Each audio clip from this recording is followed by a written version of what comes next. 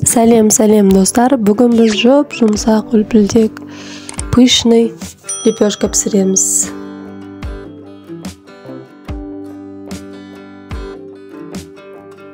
Ыдысымызға қайнаған суымызды құйып, үстінен сары майымызды салып, ертіп аламыз. Жақсылап араластырып, үстінен айранды құйып аламыз.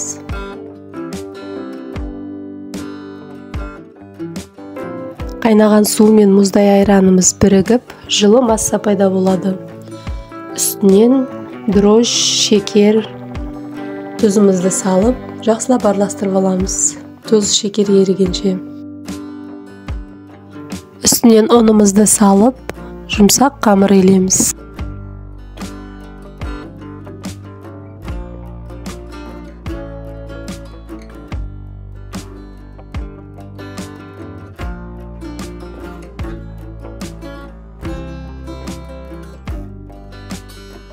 Қамырымыз қолға жабысқақ болады.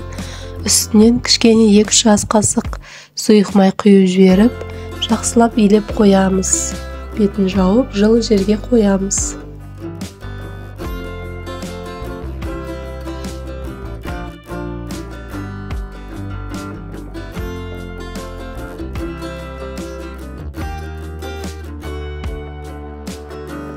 Қамырымыз көтерілген соң, тағы да қайтарып, бетін жауып қоямыз кішкене.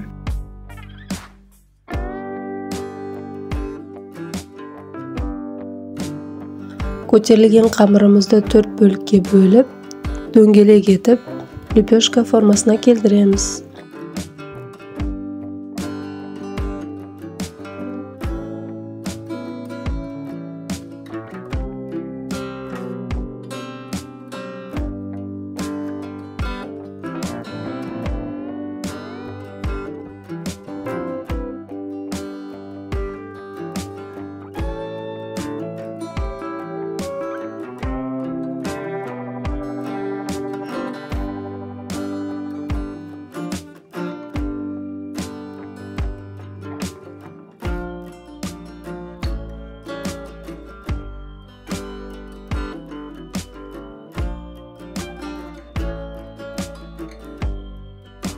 Бетіне жұмыртқамызды жағып, күнжутымызды сеуіп, пешімізге пісіріп аламыз.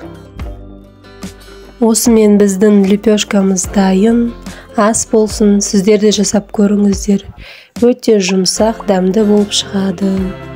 Ас болсын, каналға тіркеліп, пікір қалдыруды ұмытпаңыздар.